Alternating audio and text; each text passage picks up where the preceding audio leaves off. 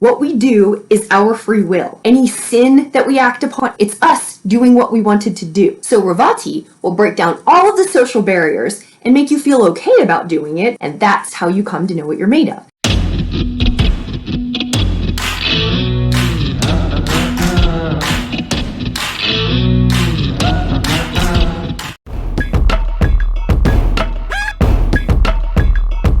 Revati Nakshatra is the last of the nakshatras. So it is the one you come to after you've gone all the way through the other ones and you've had all of the possible experiences that you can have. Then what happens? In Revati, you wake up from the dream and realize you're dreaming. So the world becomes your playground because you realize it's just a dream anyway. The symbol is a fish floating in the ocean, swimming, swimming, swimming, and there are no boundaries in the ocean. The shape of the constellation is a drum that would be used by a shepherd or another keeper of animals that the animals would hear and know to come back. And here's the point of the energy. Although the fish has a path, how do you know your path in the water? Just like if you were on a spiritual journey in this world, the regular worldly markers that show you your progression aren't present. So how people make sense of their progress in the material plane is different than how you make sense of your progress on a spiritual plane.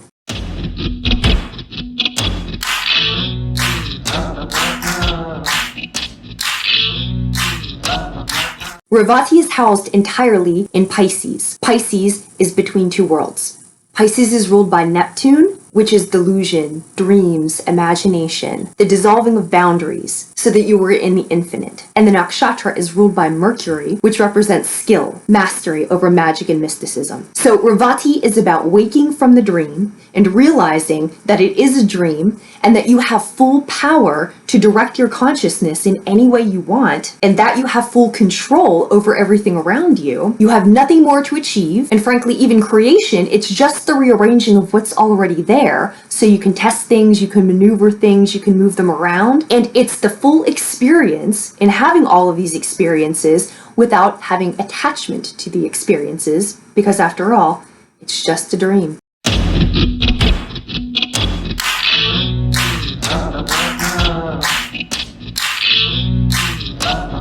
Revati is about nourishment, and it's a very gentle, soft, loving kind of nakshatra. But there are different ways to help you grow.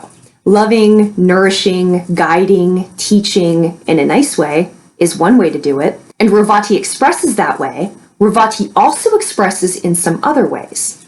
Because Revati is between the two worlds, Revati natives aren't really interested in the mundane world. So they don't want to talk with you about your kids and the grocery store and your shoes. They want to connect with you for real. Normally, in the material realm, people are trying to find small talk and they're trying to find these small ways to find a reason to connect. Revati's not interested in that. If you want to connect, you connect for real. If you want to talk about something for real. They only want to engage with higher levels of thought.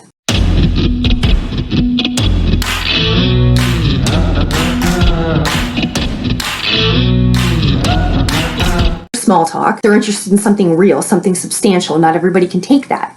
So in a social circle, not everybody can take that. Because Revati also likes to play with people, they also have a good time when they bring chaos into a situation. Not for any other reason except to bring chaos, just to see how people act, just to see how they respond, how they deal with it. It's a really sexual nakshatra because they're not attached, they're just having experiences. So this is, for example, if you're in a social setting and there is a girl who just goes and tries to steal people's husbands, not because she wants them, not because she wants anything, she just does it for fun, just to see if she can get it. And everybody knows what's going on, and everybody's just standing around watching this, and they're watching the man who she's targeting, and the wife is uncomfortable, everybody else is really uncomfortable watching this. She's just screwing with you. She's just seeing what you'll do. She doesn't really even want to go through with it. And then on the husband's part, everyone's just watching him. This is how Revati tests, because she can do that, but he doesn't have to go through with it. But in that way, when you get tested in a taboo situation, the dissolution of barriers, there doesn't seem to be anything holding you back. You see what you're made of. You see what choice you would really make. And that's what is fun for Revati. That's what they're interested in seeing you do. And frankly, even the decision that you make isn't of interest to them. They just want to see what you do.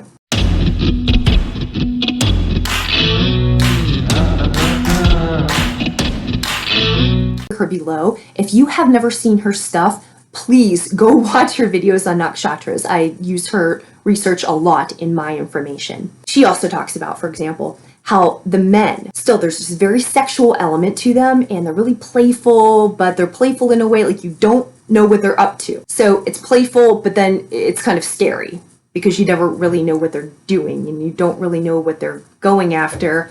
But it's fun and they'll take you for a little bit of a ride, but it's weird. So some examples of that are the Joker, Rumpelstiltskin, the scary albino guy.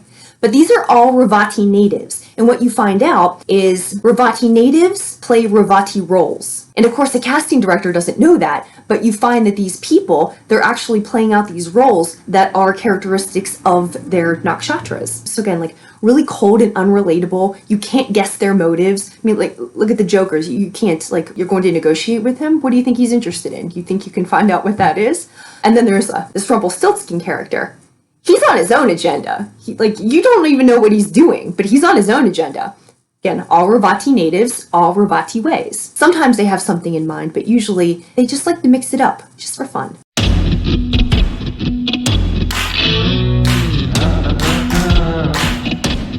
So with the women, they like to go into these taboo situations and test their power, like just to see what they can get, just to see what happens, just to see if the guy will go along with it. A Revati native that's very famous is Angelina Jolie.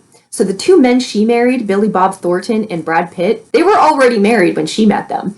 So she's considered a husband stealer, but again, think about it. They didn't have to go through with it. They didn't have to leave their wives. They didn't even have to be susceptible to the flirtation. That's her energy, but they responded to it. That was their choice. So we always want to blame somebody for what happened because they seduced us, because they brought us along. Doesn't work like that. What we do is our free will. Any sin that we act upon, any taboo that we act upon, anything we act upon, it's us doing what we wanted to do. And the reason that we didn't do it in another situation is because we didn't have the opportunity to do it in another situation. So Revati will break down all of the social barriers and make you feel okay about doing it. They give you the opportunity. They don't give you any restraints. They give you free reign. Just see what you do. And that's how you come to know what you're made of.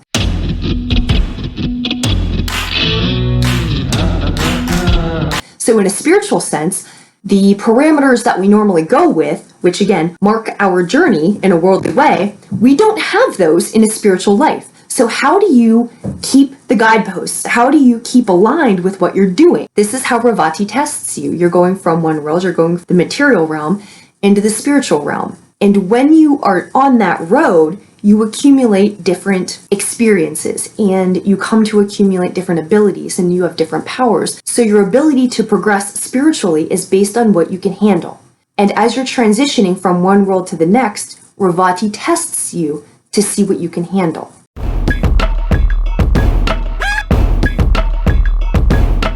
There are two different ways to acquire wealth. One is for personal gain, one is for collective gain. The personal gain, this you'll find in Jyeshta Nakshatra. This is the way of political maneuvering, outsmarting your enemies, using espionage and different information to get where you're needing to go, to manipulate other people for power. And this is all for personal gain. The other way to do it is you drink milk, you take care of animals, you take care of children, you care for things, you nurture things. And in turn, those things come to care and nurture for the next generation. So you have personal gain or collective gain. Revati is about collective gain.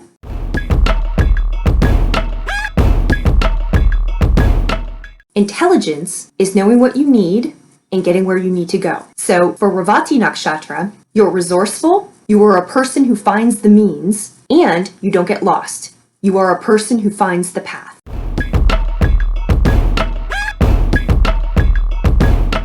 Devotion. This means being gentle, caring, loving, generous. Taking care of the things that bring you wealth. Taking care of your family. Taking care of your children. Taking care of those friends, those relationships. The things that enrich you and allow you to be what you need to be. Don't neglect those. Take care of those. Water those. Love those. Feed those. Some people will be spiritual for a lifestyle. So they'll wear the stuff, they'll talk the words. But when you look at their personal life, that looks different to what they profess to be. Because spiritual lifestyle and spiritual life are very different. When you have a spiritual life, you understand that what you care for, who you care for, how you care for things, people, situations, those expressions of nurturing, those expressions of generosity are actually the expressions of your spirituality. It's not a thought, it's an action.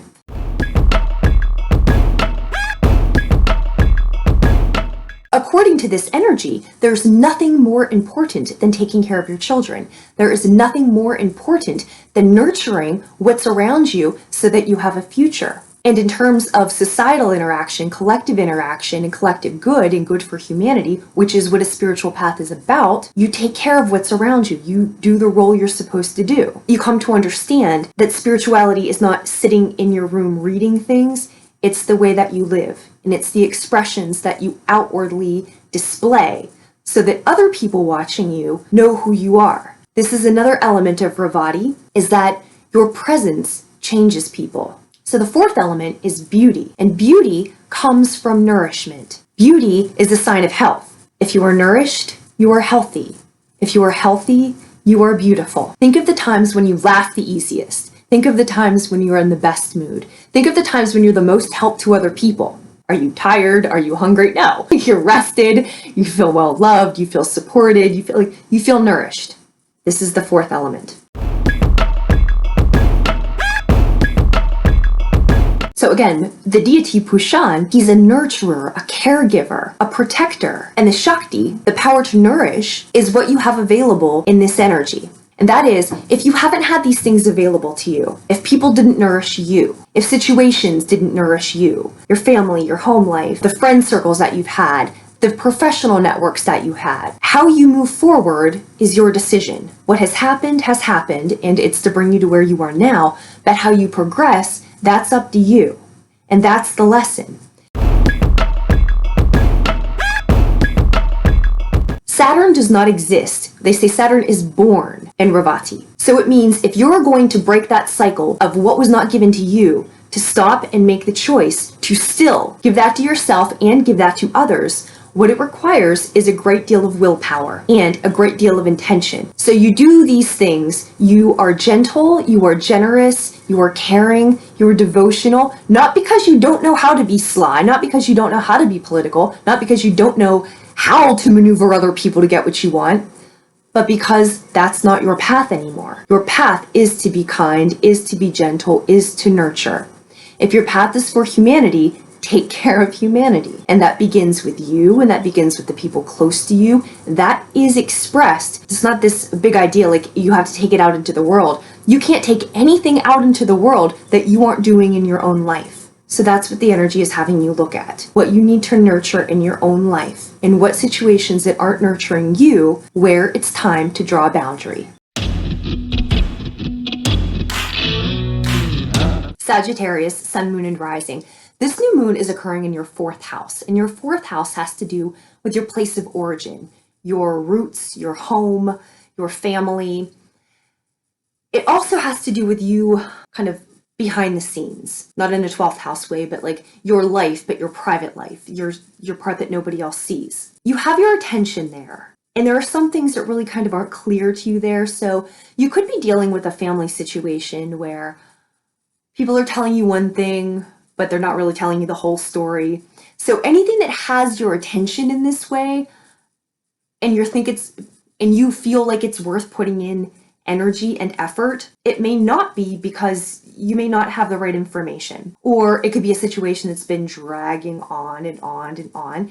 And you have to decide how much more attention you're going to pay to this, and where you're going to make a barrier, where you're just going to make a line and say, that's cool, we're done here. Whatever that looks like. It can be a peaceful way of not interacting with the problem anymore. It can be a barrier in your mind where you're not emotionally leaking energy into a situation anymore. So it can be an external barrier, or it can be an invisible barrier. The other people can be involved, or it could just be a decision that you make for yourself about how you're going to be involved. And Pluto's in your first house. So this is a personal transformational issue. So what has your attention is being squared by your transformation. And that is to say that your ability to personally transform is being impeded with something around your fourth house. Now, across from fourth house is 10th house, and this is your public reputation and who you are in the world and what you're putting out into the world, your work in the world. And what you're able to put out into the world and who you are in the world, if you're on a spiritual path, is a direct reflection of actually who you are. If you're being for real. If you're being fake, you can put out anything you want, but if you're being fake, you're probably not watching this video. So, how you handle things in private, where nobody's watching, and who you actually are in your personal transformation, and how you deal with the people around you, and how you maintain a sense of integrity for yourself, and for your spiritual life, and for your path that you're on, these things are of serious consequence. Home is something that is supposed to nurture you. And so in that way, anything around you, anybody near you, that reflects on you because it's what you have near you. So pay attention to who's taking care of you and you take care of them. And also pay attention to who's not taking care of you, who's not nurturing you. And it's a good time right now to draw a boundary. So as we step into this 2 weeks, the energy of the last full moon, we made the decision to step out into the unknown and to give things up. And we made space, even though we don't know what's coming. We still had the faith, we still had the belief to give up what doesn't belong there so that we can step forward. But we did it without any promise of what was going to show up. This card is about a portal. So we're stepping into something else. Currently, we are between two worlds, and we're watching what's playing out around us. But we're watching it now without attachment. So even though we have Pluto squaring Venus, it's not like the painful things that we were going through back in January, where we're watching our relationships fall apart. Now, everybody is going to do what they're going to do. And our job is to sit back and watch how the things play out. You know how to conduct yourself in these situations, but what people ultimately decide to do is their choice. So how you interact, you can interact, but you don't need to have any type of sense of control, like you're needing to orchestrate anything. Watch it play.